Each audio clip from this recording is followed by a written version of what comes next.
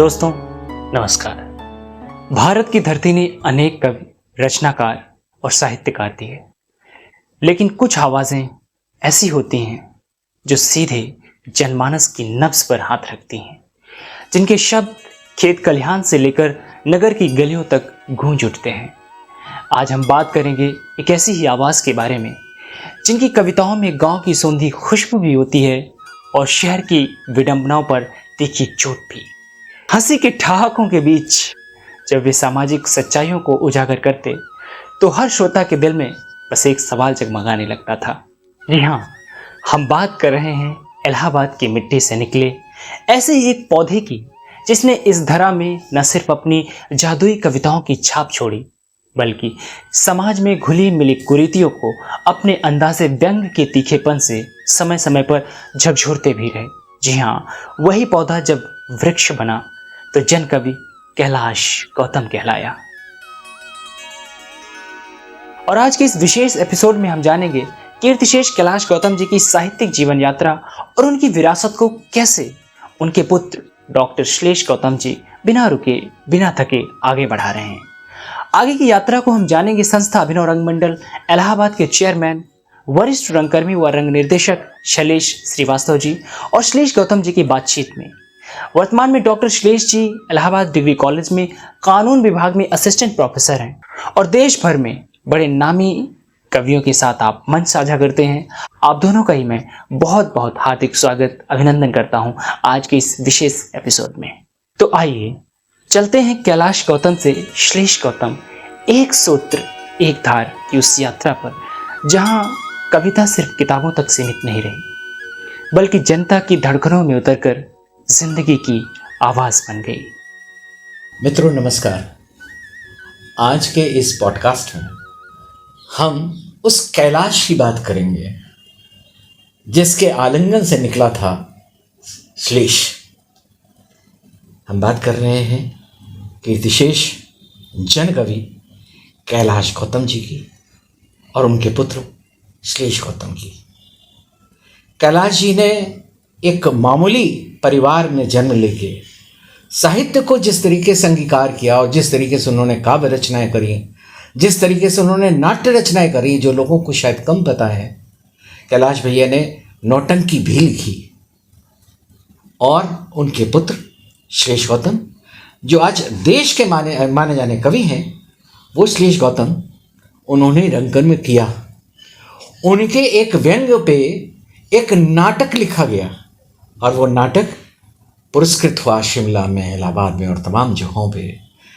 तो कैलाश की ज़मीन को कैसे उर्वरित कर रहे हैं श्लेष गौतम, आज हम बात करेंगे कीर्तिशेष कैलाश गौतम के संदर्भों से होते हुए श्लेष गौतम से। तो लीजिए, श्लेष गौतम आपके सामने हैं, आप उनसे बात करिए। बहुत बहुत आभार शैलेश भैया। और देखिए, पिताजी से तो चूँकि ऐसा माहौल था, मैंने बताया वातावरण ऐसा था, वो हमेशा कहते थे कि असल पहचान कवि की भी, जो छंद का जो लिख रहा है सब कुछ गद्य से होती है। गद्य लिखने से आपकी भाषा परिमार्जित होती है, आपकी सोच को विस्तार मिलता है। और देखिए कैसा सुयोग था कि उनके मार्गदर्शन पे मैं क्लास 6 में जब था, ये 90s के पहले की बात है, तो मैंने उसमें टीवी भी सबके घर नहीं होती, तो हमारे घर टीवी थी, तो आसपास के कई लोग आते थे देखने।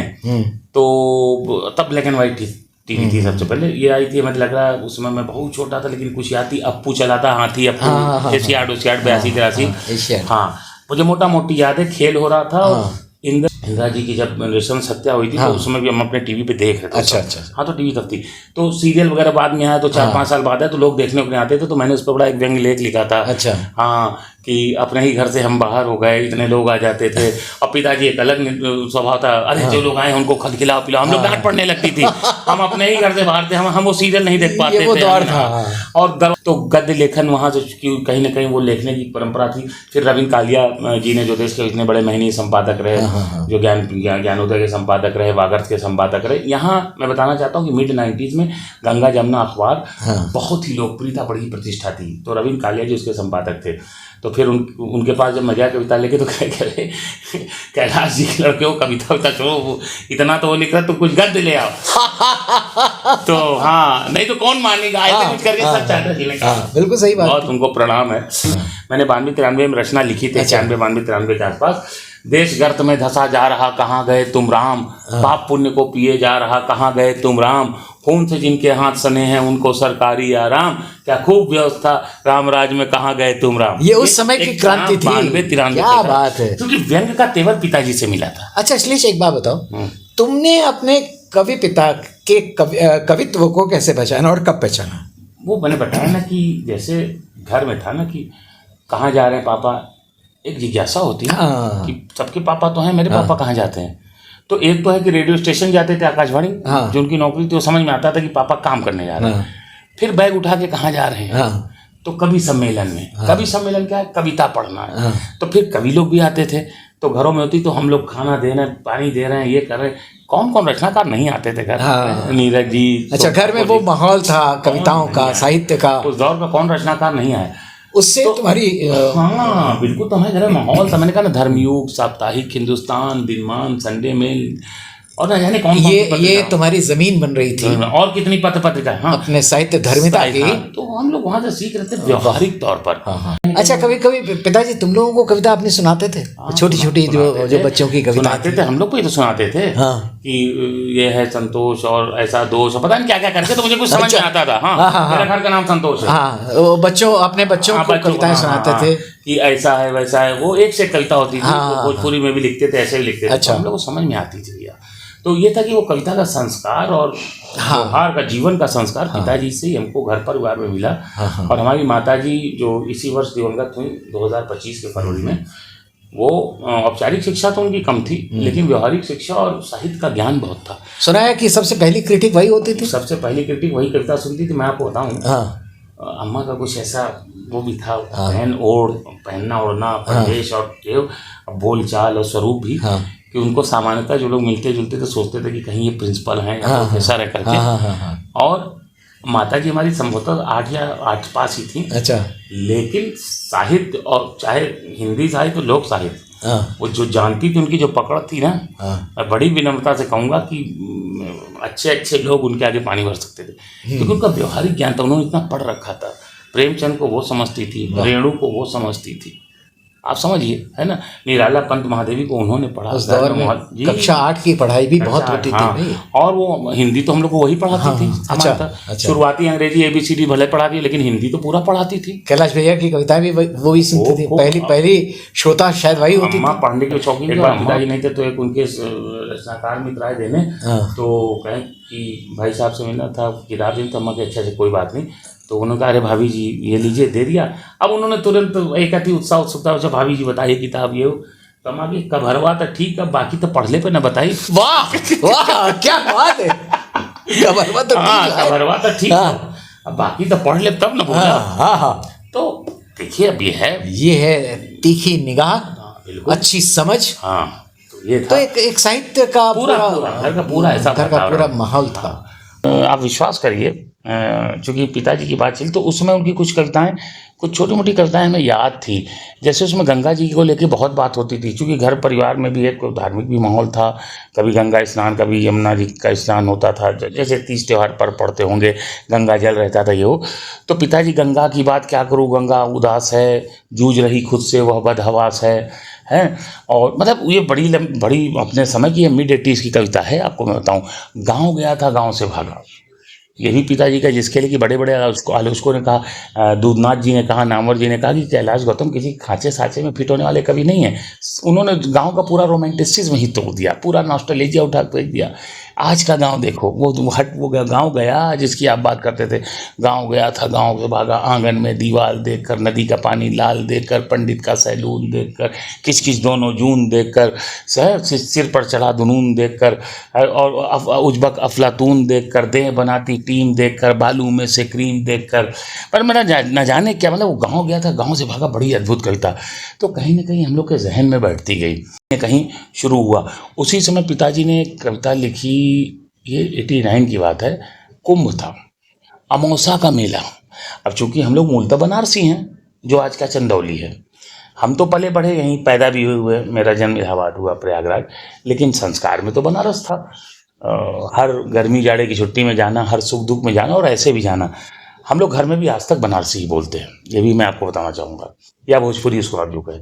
तो संस्कार, भाषा का भी वही संस्कार था। तो अमावस्या का मेला चूँकि हम बचपन से जाते थे, माघ मेले जाते थे, ये जाते थे, वो जाते थे, तो हम एक किशोर हो रहे थे कह लिए, लेकिन एकदम पकड़ ली उस कविता को मैंने।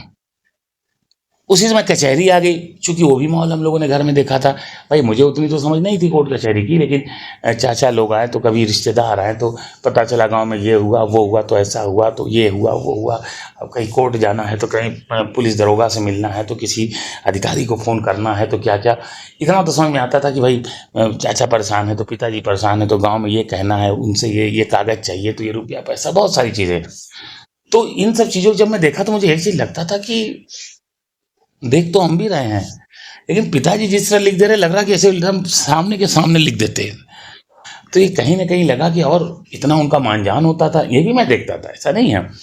दूरदर्शन पे देख रहा हूँ, रेडियो पे देख रहा हूँ, बड़े बड़े सम्मेलनों में देखता था, तो मुझे लगता था कि अगर कोई व्यक्ति अगर कवि है, ये तो पता चल गया था मेरे पिताजी कवि हैं, और ज़्यादा भले ना पता हो, कवि माने जो कविता करता हो, पर उससे बड़ी बात मुझे ये पता चली थी कि ये ऐसी बात या ऐसा पक्ष रख रहे हैं जिसको सुन के बड़ा भी जुड़ रहा है, बूढ़ा भी जुड़ रहा है, जवान भी जुड़ रहा है, महिला भी जुड़ रहे हैं, बच्चे जुड़, सबको लगता है क्या बात हो गई।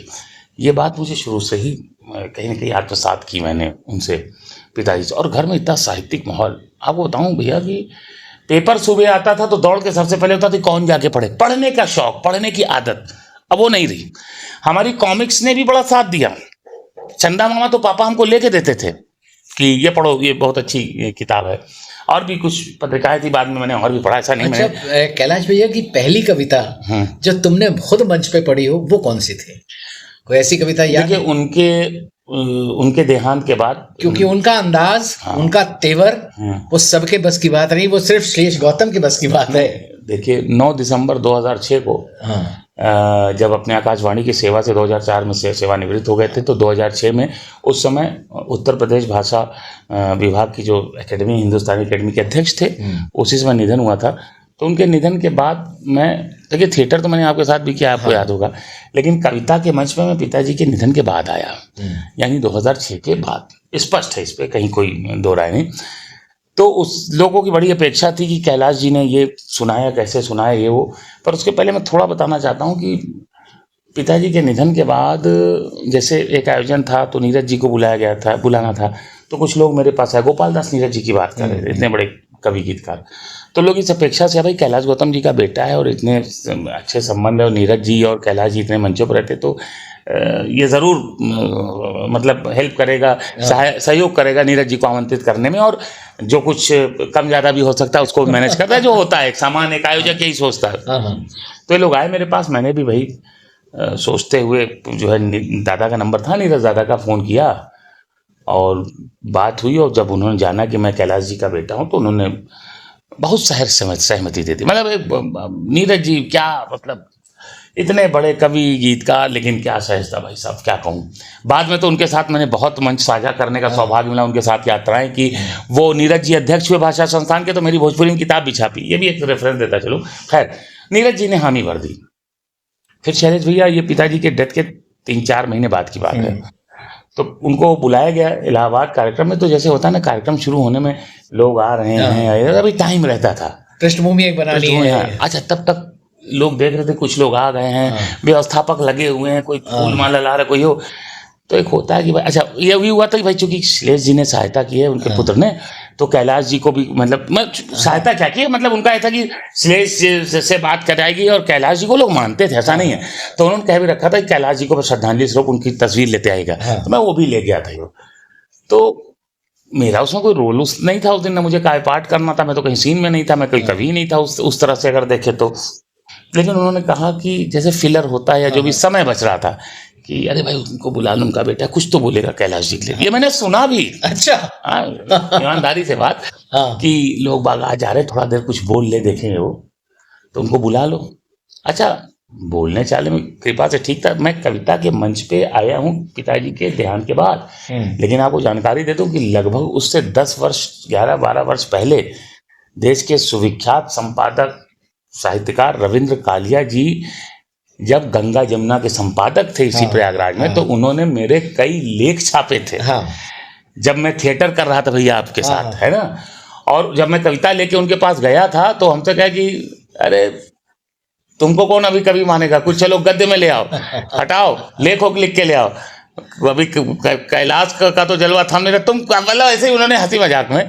और आपको अच्छा, इसी में बातचीत के सिलसिले में जब तुम लिख रहे थे और तुमको अभी पहचान मिलने शुरू हुई थी, पिताजी ने जब उसको पढ़ा होगा तो उनकी प्रतिक्रिया क्या थी? ये बात सन 92 की, उसमें 10th में था मैं। ICSE यही बिशप जॉनसन स्कूल से मैंने ICSE पास की थी 1992 में। तो उस समय क्या था कि एक यहाँ पे छपती थी किताब, हमारे यहाँ दुर्गा पूजा प्रीतम नगर में होती है सुलेम सराय बरवारी के नाम से। तो उसकी एक मैगजीन आती थी साल की। तो एक मैंने उस समय देखिए, आज भी वो कविता का कुछ अंश है मेरे पास। देश गर्त में धंसा जा रहा कहाँ गए तुम राम, ये 92 की मेरी कविता है। क्या बात। देश गर्त में धंसा जा रहा कहाँ गए तुम राम, पाप पुण्य को पिए जा रहा कहाँ गए तुम राम, खून से जिनके हाथ सने हैं उनको सरकारी आराम, क्या खूब व्यवस्था राम राज्य में कहाँ गए तुम राम। क्या बात। ये मैंने 91-2 में लिखी थी, 10th में थे। हाँ 10th। और सुनिए, ये 2 पन्ने की हो गई, करीब 40 पंक्ति। तो पापा के अरे महाराज ग्रंथ लिखेंगे क्या, कहें बस करो, उसको छापने के लिए उसको 1 पन्ना देगा बहुत है तुम्हारे लिए। वो मैंने दिखाया तो बड़ा मुस्कुराए। ये 91-2 कविता देखिए मेरे पास अभी लेख होगा, मैं ला दूंगा।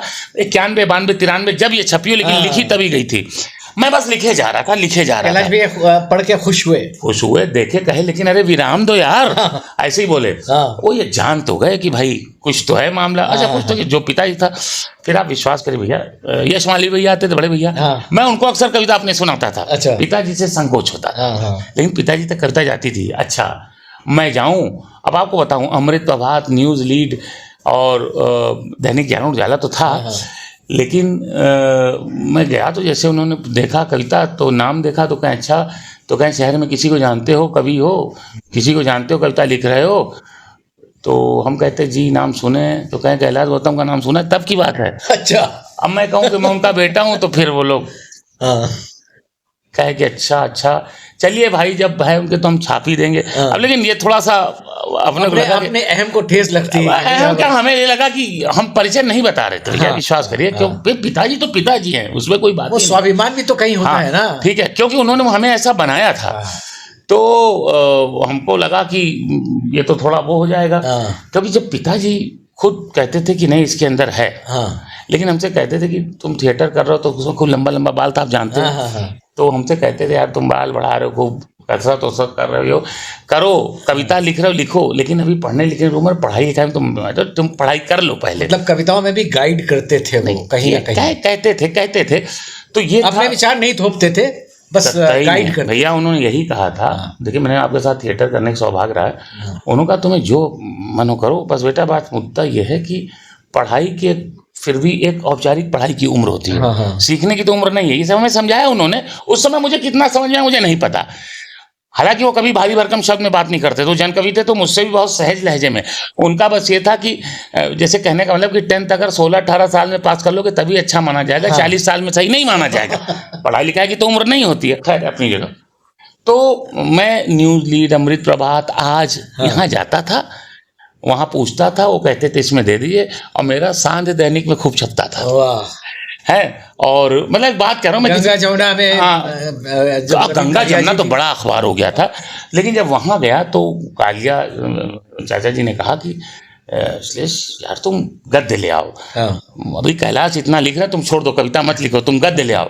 और जाहिर सी बात भैया, एक से एक कवि थे, तो उसमें पता नहीं कहाँ मैं ठहरता नहीं, वो एक अलग बात थी। लेकिन उन्होंने मुझे प्रेरित किया, फिर उन्होंने मेरे कम से कम 5-7 गद्य छापे। अच्छा। गंगा जमुना, जी भैया मुझे अच्छी तरह याद है। उसमें यश भैया, यश मालवीय जी, मीनू रानी दुबे जी, धनंजय चोपड़ा जी, ये सब भैया लोग का नाम इसलिए याद है कि ये लोग छपते थे निरंतर उसमें, तो मैं कुछ भूला नहीं हूँ।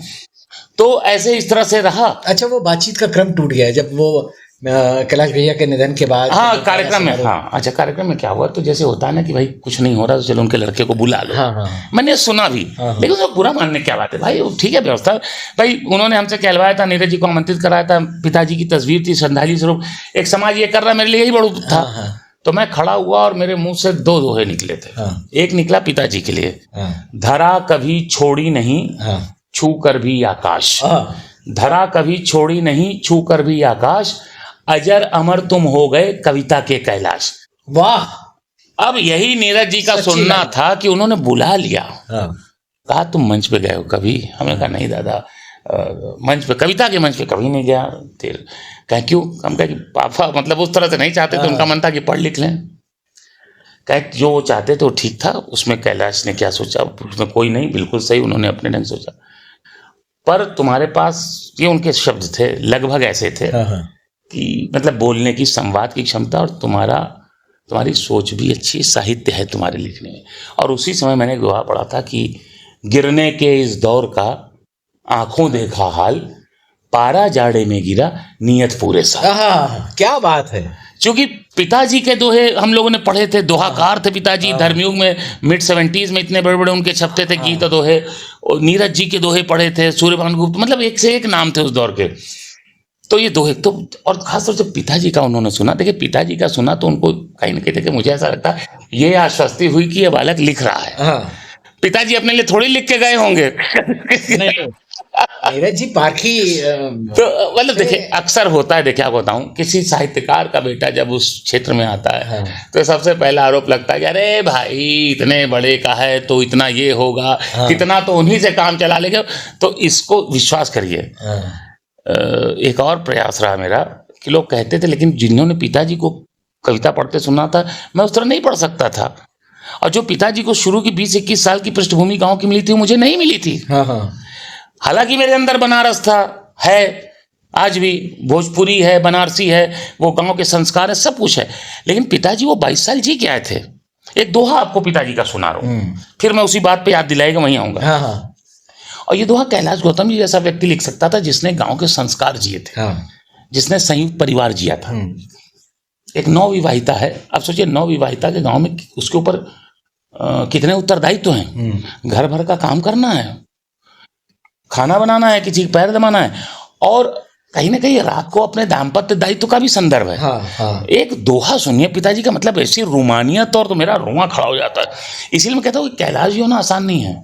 संयुक्त परिवार का अपना है, पूरा बंधन है, 2-4 दरवाजे पार करने हैं, आंगन पार करना जो मुश्किल से आंखें खुली, चुपके खुले किवाड़, सौत हुई हैं चूड़ियां, पायल हुई पहाड़। वाह। अब आप सोचिए, सौत हुई है चूड़ियां, पायल हुई पहाड़, क्या बात। और दरवाजे का मुश्किल, चुपके खुले किवाड़। हाँ। सबसे बड़ा इतनी थकी थी कि आंखें मुश्किल से खुली, लेकिन चूंकि उसके जाना था याता। अच्छा श्लेष, कोई ऐसा संदर्भ जो कैलाश भैया ने कहा हो, उस संदर्भों को लेते हुए तुमने कोई रचना करी हो, तो हमें दोनों संदर्भों को एक बार सुनने की इच्छा हो रही है कि कैलाश भैया ने जिस बात को कहा, उस बात का विस्तार तुमने कैसे उन्हीं संदर्भों को दिया। बहुत अच्छा आपने सवाल किया भैया। 98, हाँ 98 ही था, 98-99 बात है। पिताजी ने भोजपुरी में श्री राम जी के संदर्भ में लिखी थी लोक रामायण राम रसायन। अच्छा। और हम लोग को उसमें भूमिका निभाने का अवसर मिला था। और वो जो है संगीत नाटिका थी। तो राम जी पर उनका लिखा, तो भोजपुरी भाषा में लिखा था, और बहुत अच्छी नाटिका थी। बहुत से लोगों ने, ज्यादातर उसमें हमें जहाँ तक याद आ रहा है कि आकाशवाणी में भी हुई है। आकाशवाणी ने ही कराई जी। हाँ। और ज्यादातर नए लोग थे, और संतोष नाहर सर उसको डायरेक्ट करते थे, जहाँ तक मुझे याद है। म्यूजिक भी उन्हीं का था। हाँ, म्यूजिक उन्हीं का था, है ना। और अश्विनी जी भी थे, अगर मुझे याद पड़ रहा है। तो वो जो राम जी का संदर्भ था, और इतना अच्छा पिताजी ने भोजपुरी में लिखा था, और वो सारे प्रसंग लिखे थे, सब कुछ था। तो वो कहीं ना कहीं दिल जहन में रहा कि ऐसा है वैसा है। लेकिन उस समय शायद वो समय नहीं था, वो मैच्योरिटी नहीं थी, या जो भी।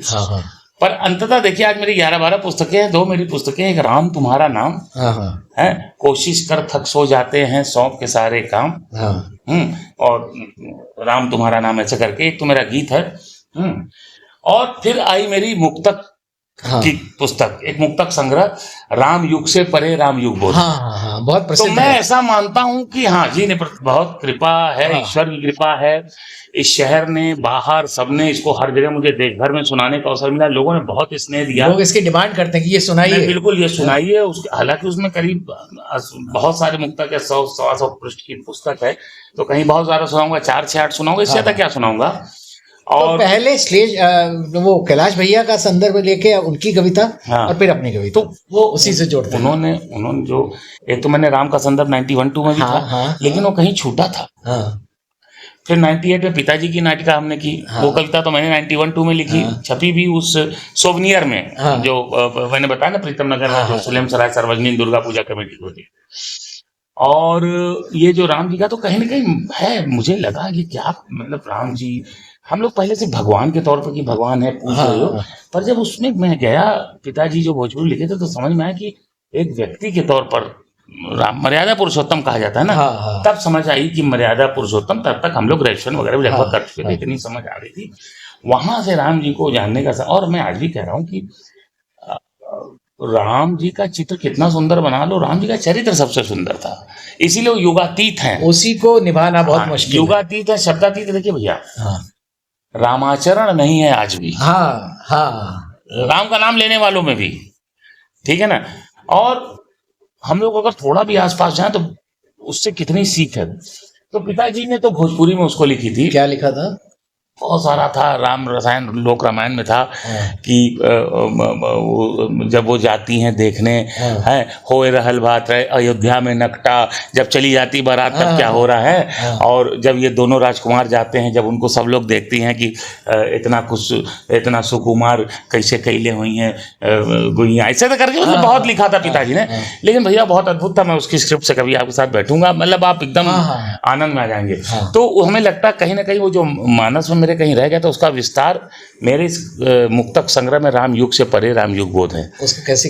हाँ, मैं दो तीन सुनाता हूँ। राम युग से परे राम युग बोध है, राम युग से परे राम युग बोध है, राम सीधे सरल राम अनुरोध है, राम पथ है सुगम मूल्य आदर्श के, राम पथ है सुगम मूल्य आदर्श के, राम हर युग में रावण का प्रतिरोध है। क्या बात है, राम क्या बात हर है। युग में रावण का प्रतिरोध है। और एक और 4 पंक्ति सुने। मुझे अवसर मिला था शिवरी नारायण छत्तीसगढ़ में काव्य पाठ करने का, जहाँ शबरी माती एक प्रयास है, जिसे कहा जाता है ना कि जो सहनशीलता और धैर्य, निराला की शक्ति पूजा में निराला जी ने वो जब चित्रण किया तो कहा ना कि राम जी अंत में तो अपनी आंखें भी चढ़ाने का। सुने, गूढ़ प्रश्नों का उत्तर सरल राम है। क्या बात है? गूढ़ प्रश्नों का उत्तर सरल राम है, शुष्क वातावरण में तरल राम है। क्या बात है? शुष्क वातावरण में तरल राम है, राम विश्वास है आस्था है अटल, राम विश्वास है आस्था है अटल, शबरी माँ की प्रतीक्षा का फल राम है। क्या बात है? शबरी माँ की प्रतीक्षा। क्या बात है? आज आप देख रहे हैं पति पत्नी के संदर्भ, कहीं ड्रम निकल रहा है, कहीं पहाड़ी से कोई फेंक रहा है, कभी पत्नी मार दे रही, कभी पति मार दे रहा है, दोनों ओर से, एक ओर से नहीं है, ठीक है। बल्कि वे महिलाएं तो बहुत प्रताड़ित रहे लंबे अरसे तक। पर आज जो विश्वास का अभाव है, क्या है इसके पीछे की जो मूल वजह है, रूट कॉज, मैंने एक मुक्तक में कहने की कोशिश की है, जो युवाओं को बड़ा पसंद भी आ रहा है, जिधर भी जो भी आपसे पढ़ रहा हूँ सब, इसका कारण क्या है। सुने, एक तरफ हमारे पास राम सीता जी है, कृष्ण राधा है, और आज की स्थितियां मारकाट बिल्कुल विपरीत है। हाँ, उसकी वजह सुनिए। चाहतों को हवस बद चलन ले गई, चाहतों को हवस बद चलन ले, चाहतों को हवस बद चलन ले गई, इश्क को दुनिया भर की जलन ले गई, इश्क को दुनिया भर की जलन ले गई। पूछते हो मोहब्बत का अंजाम तुम, पूछते हो मोहब्बत का अंजाम तुम, बेवफाई वफा की दुल्हन ले गई, क्या बात है, बेवफाई वफा की दुल्हन ले क्या बड़ी बात गई। इसीलिए मैंने पॉज लिया था। हाँ। और अच्छा, सामान्यतः मैं कहूँ कि कोई व्यक्ति, कोई चीज, कोई बात, कोई वस्तु जो आपके साथ दिन रात रहती है, उठ रही है, बैठ रही, आ जा रही है, तो उसको आप अपना क्या मानेंगे? कोई जो दिन रात आपके साथ उठ बैठ रहा, आ रहा, जा रहा, तो उसको आप क्या मानेंगे? कैसा मानेंगे? मतलब अपना है, अपना है, हित ऐसी है ना। आइए एक नया संदर्भ आपको देता हूँ। संदर्भ ये कि ऐसा नहीं है कि जो स्थिति, जो व्यक्ति, जो वस्तु या बात हमारे साथ है, वो हमारे हित में है या हमारे परमार्थ के लिए। सुनिए जरा, सुनिए 4 पंक्तियां इसमें। मीठी छुरियों की तरह आरियों के जैसे हैं, आज का समय, मीठी छुरियों की तरह आरियों के जैसे हैं, मौके मतलब के कारोबारियों के जैसे हैं, मौके मतलब के कारोबारियों के जैसे हैं, साथ रहते भी हैं, चलते भी हैं, लेकिन सच है ऐसे कुछ लोग तो बीमारियों के जैसे, ऐसे कुछ लोग तो बीमारियों के जैसे हैं। बिल्कुल सही है। और भैया आज का समय है, मैं आपको बताऊं, 4 पंक्तियां मुझे और याद आ गई। मुझे लगता है कि कृतज्ञता सबसे बड़ा पाप है। मैं तो ये कहता हूं कि अगर आपके साथ किसी ने अच्छा नहीं किया तो कोई बात नहीं, किसी ने कुछ नहीं है कोई बात नहीं, लेकिन कम से कम आप समझिए ईश्वर तो आपको देख रहा है, आपकी अंतरात्मा तो होगी। जिसने आपके साथ अच्छा किया, भला किया, हितैषी है या रहा, आप उसके विरुद्ध कैसे हो सकते हैं और आप उसकी जड़ कैसे काट सकते हैं? एक 4 पंक्ति बड़ी मशहूर पंक्ति ईश्वर के पास मेरी, स्वागत है, सुने। जिन्हें चंदन समझता था धधकती आग बन बैठे, जिन्हें चंदन समझता था धधकती आग बन बैठे, जिन्हें चंदन समझता था धधकती आग बन बैठे, वो जिनसे प्यास बुझनी थी मिले तो झाग बन बैठे, वो जिनसे प्यास बुझनी थी मिले तो झाग बन बैठे। क्या बात है? कोई कैसे ये समझेगा कि भोला कौन भाला है, कोई कैसे ये समझेगा कि भोला कौन भाला है। मेरे परखे हुए कितने नगीने नाग बन बैठे, मेरे परखे हुए कितने नगीने नाग बन बैठे। तो बहुत सारी कविताएं हैं, लेकिन अपने दोहे से अपनी बात को विराम दे रहा हूँ कि देह कांत निश्चित है, लेकिन हमारी रचना धर्मिता और हमारा अच्छा काम ही संसार में रहता है। अपना दोहा रखता हूँ कि लिखा किया रह जाएगा, रहता नहीं शरीर, लिखा किया रह जाएगा, रहता नहीं शरीर, इसीलिए मरते नहीं तुलसी सूर कबीर। क्या बात है, इसीलिए मरते नहीं कैलाश गौतम कबीर। नहीं बिल्कुल बिल्कुल। कैलाश गौतम जी जिनकी कविताएं आज भी सांस लेती हैं, वे आज भी गली मोहल्लों चौपालों से निकलकर विश्वविद्यालयों तक पहुंचती हैं, जिन्होंने हमें सिखाया कि कविता किताबों की नहीं जिंदगी की होती है। वे भले ही आज हमारे बीच ना हो, लेकिन हमारे दिलों में वो हमेशा जीवित रहेंगे। और पुत्र होने के नाते डॉक्टर श्लेष गौतम जी उनकी विरासत को, उनकी परंपराओं को अनवरत, बिना रुके, बिना थके यूं ही आगे बढ़ाते रहेंगे। प्रणाम कैलाश गौतम जी, और इस रोचक बातचीत के लिए आप दोनों का बहुत बहुत आभार।